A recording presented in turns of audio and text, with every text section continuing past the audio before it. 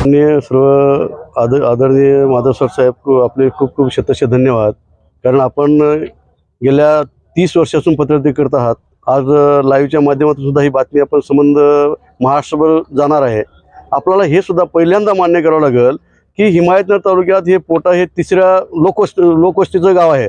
पण आज सर्व 18 पगड जाती जे समाज म्हणतात जेवढ्या जाती आता तेवढ्या जाती पोटा गावात आहेत आणि गाव एवढं शांतता प्रिय आहे. आजपर्यंत या गावाला कधी अशी उपोषण बसायची यांच्यावर कधी वेळ आलीच नाही आणि येतही नाही.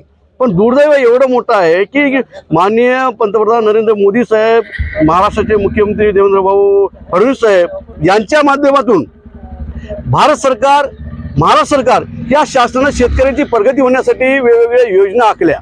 त्याच माध्यमातून पोटा नगरीची निवड झाली होती. त्यातून लोकशाही पद्धतीनं ग्रामसभेतून 45 लाभार्थी निवडले गेले. 45 लाभार्थी या कृषी विभागाचे उपविभाग कृषी अधिकारी, तालुका कृषी अधिकारी, मंडळ कृषी अधिकारी या संचांनी सर्व लाभार्थ्यांना सोबत घेऊन हिंगोली जिल्ह्यातील कळमनुरी तालुक्यातील कामठा या बाजारपेठेमध्ये खरेदी केली. हे सर्व जिओ टॅगचे फोटो सर्वजवळ आहेत आणि शेतकरी आले. शेतकऱ्यांना प्रत्येक शेतकऱ्यांना इन्शुरन्स असेल की डॉक्टरचे असेल वेगवेगळे जे काही पैसे लागतात शासन नियमाप्रमाणे ते पैसे या सर्व लाभार्थ्यांनी दिलेले होते. देऊन देखील पुन्हा शेतकऱ्यांना झालं 4 महिने झालं, 2 महिने झाले, 15 दिवस झाले, 1 महिना झाला, 2 महिने झालं, लाभ का मिळाला म्हणून हे लाभार्थी प्रतिष्ठित लाभ मिळाला नाही त्याचे. मग योग असा आला की कुठंच काही सहारा लागणार आला. मग या शेतकऱ्यांना असं कळालं की आपलं गावच बदललं. मग लाभ तर मिळून झाला. मग आता आपला आवाज कोण ऐकल.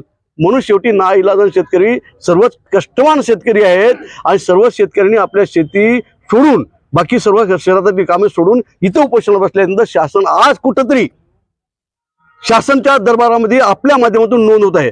आणि इथं आता ज्यात आमचे संतोष पुलेवार असतील, सरपंच आमचे दत्तभाऊ पवार असतील यांनी सांगितलं की जे लोक आहेत ज्यांच्यावर आरोप आहे तेच आज इथं उपोषणाला भेटायला आले. तर आरोप यांचा असा आहे की उपविभागीय कृषी अधिकारी, तालुका कृषी अधिकारी, त्यांचे सहकारी कृषी सहाय्यक आणि पर्यवेक्षक हे नंबर 1 ते दोषी आहेत. कारण ज्या लाभार्थ्यांनी लाभ घेतला आणि हे म्हणतात की आमचे सहकारी कृषी सहाय्यक सुपरवायझर पोटा नगरीत गेले आणि त्याचा आम्ही पंचनामा केला तर मशी अडवून आले नाही.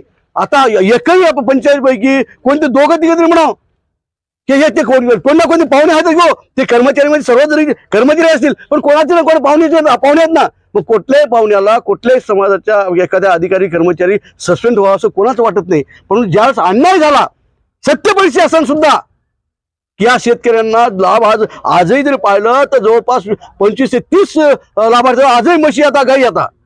परंतु अन्याय न देता एवढा अन्याय केला की लाभ तर दिलाच नाही हो, परंतु गावाचं नावच बदलून लागलं.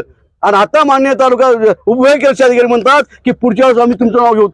उपविभागीय कृषी अधिकाऱ्याला सुद्धा अधिकारच नाही भाऊ. कारण आराखड्यात ते गाव नाही. आता फक्त विनंती करू शकतात यांना कलेक्टरला यशवला फक्त विनंती करू शकतात पण मी गाव घेतो ना असे आम्ही देऊ शकत नाही. मला एवढा जर त्यांना शेतकरी पुळका असेल मला विनंती त्यांना एकच करायची आहे की भाऊ तुमच्या कर्मचाऱ्याला अन्याय झाला म्हणून ते अन्याय आमच्या शेतकऱ्यांवर तुम्ही अन्याय केलात, करोडो शेतकऱ्यांवर अन्याय केला. तर भाऊ विनंती एकच आहे की ज्या लाभार्थ्यांना तुमच्या समोर म्हशी खरेदी केल्यात 45 लाभार्थ्यांना आपण लाभ देऊन आपण उपकृत करावं. अन्यथा हे काही जीवाचं काही गोष्टी येतात. आणि उलट मी एक सरपंच संघटनेचा तालुका अध्यक्ष नात्याने सांगतो की 2 दिवसात शासनाने निर्णय घेतला तर बरं आहे. नाही तर लोकशाही पद्धतीनं पोटा नगरीच्या सर्व उपोषण करताना आमचा पाठिंबा राहील. आणि भविष्यात रस्ता रोको सुद्धा आम्ही सोमवार पण नाही झालं तर रस्ता रोको करण्यात येईल, वेगवेगळ्या पद्धतीने आंदोलन येईल. एकच मी सरपंच म्हणून संघटनेचा अध्यक्ष म्हणून नाही, गावगावचे सरपंच येतील, गावगावचे शेतकरी येतील.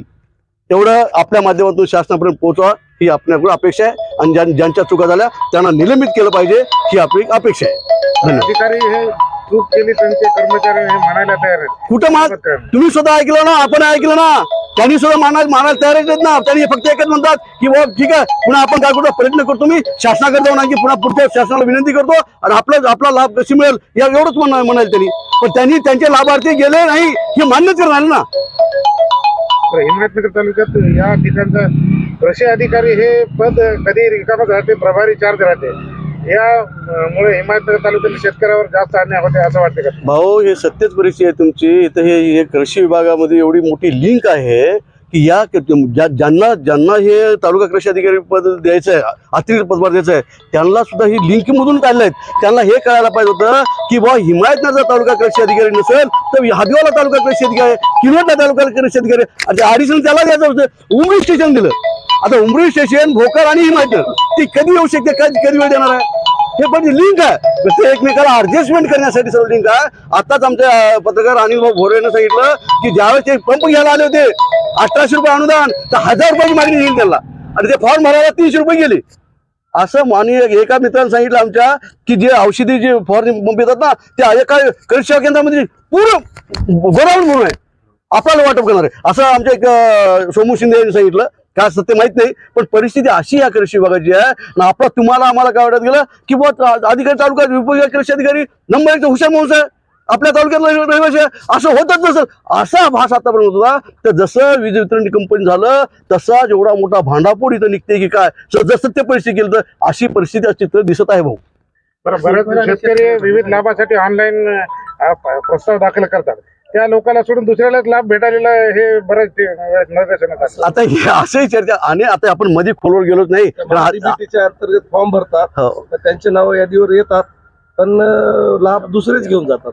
असं आता बरेच चर्चा आहेत. तसे भाग आले आणि आपणही पाहतात. तुम्ही आम्ही पत्रकारांना विविध कुठे कमी बाजू असतात. मी सुद्धा पत्रकार आहे, पण माझ्या सुद्धा आणखी बाब लक्षात आलं नाही. त्याच्यामुळे शेतकऱ्यांचा समज असा झाला की पत्रकार सर्व या कृषी बाबत मॅनेज झाली काय, समज असा झाला. तर ते आता आपल्याला पाहावं लागेल काय काय झालं. तुम्हाला आम्हाला सर्वांना मिळून इथं कृषी विभागामध्ये काय काय घोळ झाला ते आपल्याला पाहावं लागेल. तुम्हाला सर्वांना आठवत असेल गेल्या 10-15 वर्षापूर्वी फार मोठी कहाणी शंख मालिका लागली होती.